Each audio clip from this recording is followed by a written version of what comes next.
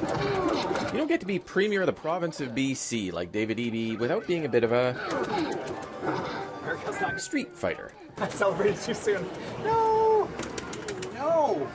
I don't think you've won a game yet. The fight just part of the job. For the last 20 months, Eby has been slogging it out to make what he promised would be visible progress on complex issues like street disorder, addictions, crime, healthcare shortages, housing affordability, and more. He says he's done it, or at least shown his direction, but political opponents say it's time for a change.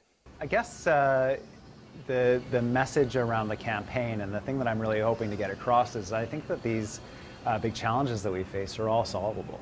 Eby calls it the starkest election choice in a generation between his NDP government, which has implemented short-term rental restrictions, involuntary addictions care, pay reform for doctors, and sweeping housing policies, and the Conservatives who want to roll some of that back and go in a different direction, especially on social issues like SOGI, gender-neutral washrooms, and trans athletes in sports. The desperation and the huge interest on the part of the BC Conservatives to import the American culture wars to British Columbia, I don't understand it. For Eby, it's his fourth election, but his first facing voters as Premier since taking over for John Horgan mid-term in 2022.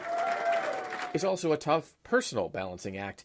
He and his wife Kaylee, a family doctor, have 2 kids, 5 and 10, plus a brand new baby, Gwen, who arrived in April. I'm very grateful that Gwen is a good sleeper because we have lots of pals that have had kids that haven't been good sleepers. And I think that things could be significantly more challenging than they are right now. His family's journey has given him island chops, with a stint living in Port McNeill in 2019 where Kaylee served her practicum. I thought North Vancouver Island was Campbell River.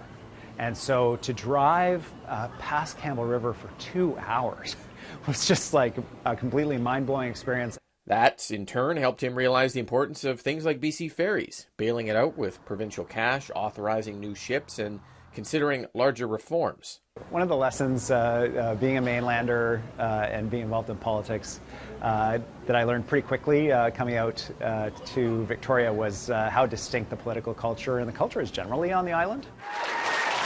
Eby's political record up for judgment by voters on October 19th. His record at Quasar's Arcade in Victoria, mixed. The question with this one is whether you have the killer instinct. Okay, here we go. Well, we'll find out. I've got some pretty sharp teeth, it looks like.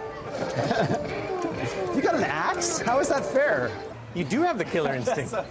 It's just nice to get one, you know? Take a win where you can get it. Absolutely.